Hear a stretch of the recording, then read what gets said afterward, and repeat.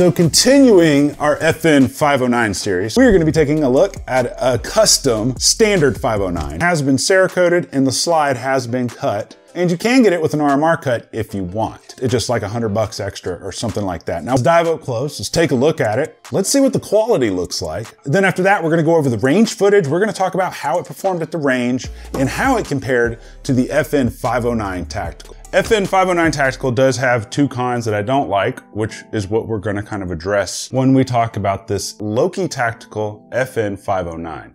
Now, something you need to understand is this one is your standard FN 509 and this one's the Tactical, so there are gonna be some differences there. But the cons that I had have no bearing on whether you get the Tactical or the standard. Go ahead and take the mag out. All right.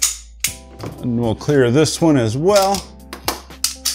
The standard FN 509 slides kind of look like this one, minus this RMR cut section and this rear sight protector. But essentially the side cuts are virtually identical. And the tops of the FN 509 slides on the standard model don't have this line that runs along the top. So you can see that right up here, there's no line there. I have been working with Loki Tactical since the early days of YouTube. And when I say early days, when I first reached out to Loki Tactical, they had less than 1,000 followers on Instagram. And I think they're probably like 40 something, 50 something. I'm not sure how many they're at, but they're at a lot. And I had less than 1,000 subscribers on YouTube. And they took a chance with me, let me do a review on one of their slides. And it happened to be one of the best performing videos of that time. It got over 100,000 views in a very short amount of time and helped the channel grow. So I do have a soft spot in my heart for Loki Tactical. I might have a little bit of bias, and that's something I want you guys to be aware of when I do these reviews. I wanted to just say all that to say this. I do have a soft spot in my heart for Loki Tactical, but I will try to be as objective as I possibly can. So back when Loki Tactical first hit the scene back in November of 2016,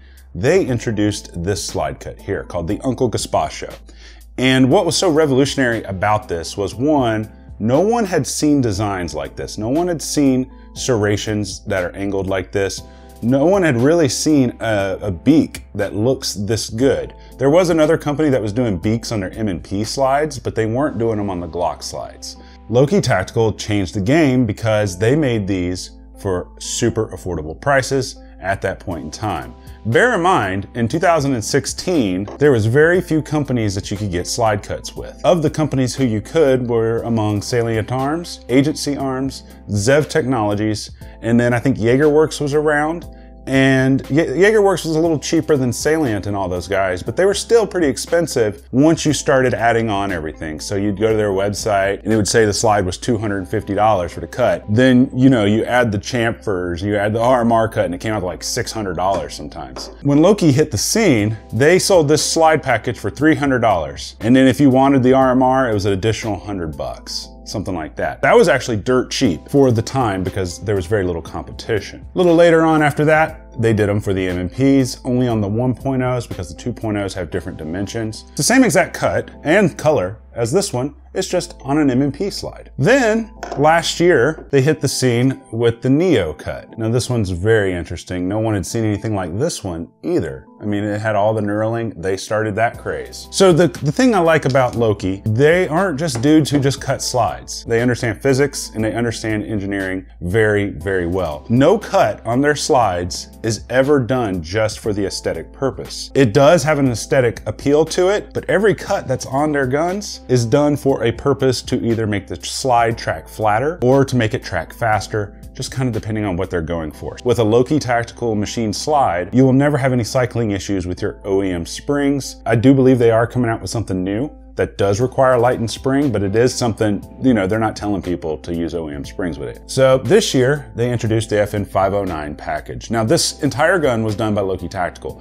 They did the stippling, they did the Cerakote, and the slide work. Essentially, they carried that same design language over to the FN509. Now you can get these with the RMR cut or without, totally your preference. Now the interesting thing you should know about the FN509 stipple job, this is not the one they have listed on their website. I'm assuming they sent me like the prototype model. On their website, they show it has a little bit of a curve right here to help with yanking mags out. Also on the website, it shows how they scalloped this out even more around the mag release. And then also on their website, it has a double undercut. This stipple package isn't exactly representative of what they have for the 509. Another thing to keep in mind is once you get it stippled, they're gonna stipple it with whichever backstrap you want to have on it. It's one of the downsides to having a gun with backstraps stippled is you gotta find one that you wanna keep and leave it. But they did blend it in very, very well. They definitely changed the way that this thing feels in the hand. Now, one thing I brought up in the original video on this was there were one of the two things I didn't like about this is the grip texture. It's not bad, guys. I'm not saying that it's bad. Please don't take it that way. The one thing I mentioned was I wish they would have carried this texture throughout the entire grip. I feel like it's much more superior than to checkering. Now, don't get me wrong. I don't have any problem shooting this gun or hanging onto this gun. But this one, I can hang on to it so much better. I get such a better grip on it. And when I grip it and my fingers squeeze here, it forces the webbing of my hand up. I just feel like I just can hang on to it so much better. The stippling, they actually knocked it out of the park. They didn't go crazy on the designs of it, but they do have very clean lines and a very good texture. Now with the Uncle Gaspacho slide, like I showed you on the other ones, it is very, very much the same as the first model. So you get these really deep cuts in the front. I mean, look at that. Love these guys. You get those cuts, you get the Freedom Beak. I named it the Freedom Beak on my very first Loki video. Then over here, we got a window cut with a recess in it. Then right here, a little recess with a very tastefully done logo that barely sticks out. Can barely see it. They left the 509 here.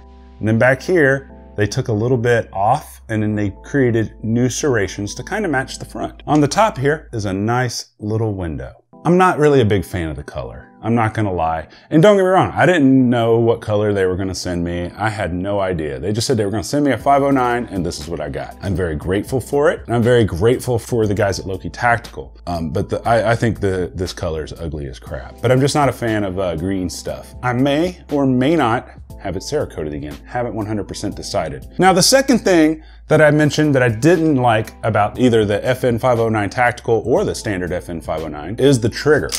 So this is the Apex trigger. Now let me show you this. We're gonna do a little bit of comparison and contrast with the OEM triggers. On the Apex Tactical trigger right here, you got your standard blade, just like a Glock for your trigger safety. You pull it, take up, break. Super short. We got a reset there, break. I mean, look at that. Pull it towards the bottom where I pull the trigger. I gotta hold this trigger safety in because this bar isn't pulling it for me. Hold that. I'm not helping the trigger, but I do have to hold it. So I'm getting right at a 5-pound pull. Now with this trigger system, you know, Apex didn't design it to drastically reduce the weight of the trigger. They're not trying to create a competition trigger. They're trying to create a better duty trigger because they do have police departments that use Apex triggers in their Glocks. Let's take a look at the OEM trigger. So on this trigger, you can see there is a hinge design, kind of similar to the M&Ps, but way better in design than the M&Ps. There's the take up. It's not bad. Okay. There was a little bit of a there's like a stutter going on there. Here's the reset. Little stutter there. It's not bad. It really isn't bad for an OEM trigger, but it could be so much better. When I first got this one, this trigger was super gritty. Over time, as you shoot and put rounds through them, the OEM trigger does smooth out a lot, but it can't hold a candle to the Apex trigger. So let's do a pull weight test on the stock trigger. We were getting a 5 pounds even on the Apex. But like I mentioned, the main advantage of the Apex is the improved trigger shoe. The smoothness of it is completely different. Right here, we got a 6-pound pull. Dramatic difference, a 1-pound difference right out of the gate. Let's show you something else. So on the left side, we have the OEM trigger internals. On the right, we have the Apex. Now you'll notice right off the bat, I don't know how well it shows up on camera, this plunger actually has a slightly lighter spring and it's very much polished, you know, for a smoother trigger press. And I don't know for sure if the spring is reduced because Apex actually installed this because they insisted that they install it, but it probably does. Now on the frame here, looking at the back here, on the left side, we have the standard trigger system. So you can see it kind of has a different texture and everything from the Apex one right here. Also, this little portion, I don't know what all these parts are called because I'm new to these FNs. This portion here on the Apex is very much polished, and this portion is not. Also, the Apex uses their own proprietary springs, and some of them are a little bit lighter than the OEM, which results in mainly a smoother, more predictable break, as well as a shorter take up and shorter reset. So let's jump up top real quick. Let's talk about my final opinion about this Loki Tactical FN509. Let's talk about where you can pick them up. And then I'm also gonna kind of tell you, knowing what I know now, would I still buy this? Because despite the fact that I'm a little bit biased with Loki Tactical, I still try to treat everyone as fair as possible and as objective as possible with my opinions on their guns. Back up top, my friends. How did this thing perform at the range? Well, like I mentioned up close, when I was shooting it, I definitely felt like I had way better grip on this gun than I did on the 509 Tactical.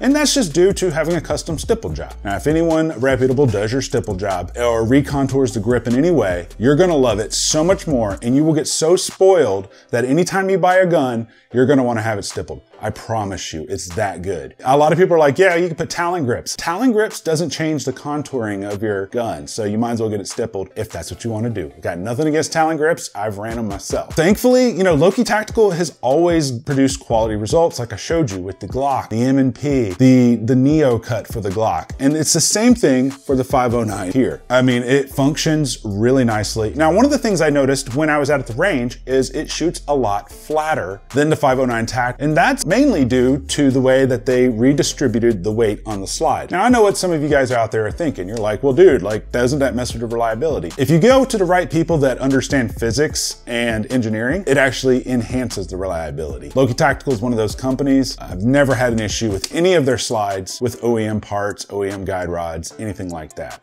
It doesn't move too fast. It doesn't move too slow. When the slides are reciprocating, it just moves perfectly. Their serrations are amazing. Not only do they look great, but they're super functional as far as taking weight off the slide and for press checks, or, you know, if you pull the slide from the rear. That's a good thing. One thing I'm definitely gonna have to do on this one is I'm gonna have to get the Apex trigger for it. I don't know what's up with this trigger, but they're really gritty. Currently with this one, I have about 800 rounds through this one. I'm approaching the 1,000 round mark with this one. Unless there's a magic number where the triggers just get buttery smooth all of a sudden, I'm definitely gonna get the Apex Tactical trigger. So if that's something you're interested in, I'll put a link below where you guys can pick that stuff up as well. Let's pretend I had a budget of $1,000 to buy a gun. Which one would I do when it comes to the 509? Would I go buy the standard? I know where you can get these for cheap. Just check down below. You can get these for around the high 400s, and then you can get the slide milled for $300 with Cerakote, and then you can get the stippling done for $230. So now you're out another $500. That would keep us around the $900 mark. Would I do it like that? Or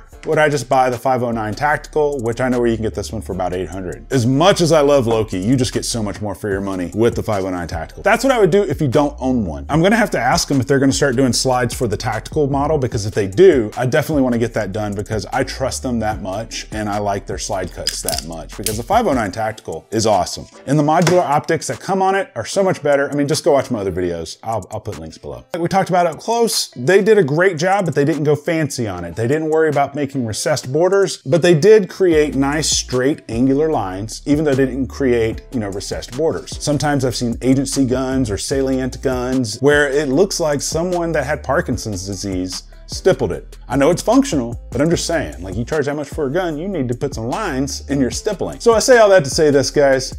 It has ran 100% flawlessly for me. I've had zero malfunctions with it, and I know it's gonna run great for a long time coming because I know Loki Tactical takes care of their stuff. So for me, it's a 100% win. But hey, let me know what you guys think. Do you think the Loki Tactical looks good on the FN509 like it does on the Glock? Love to hear you guys' feedback. Until next time, guys, I love you. and you guys stay sexy.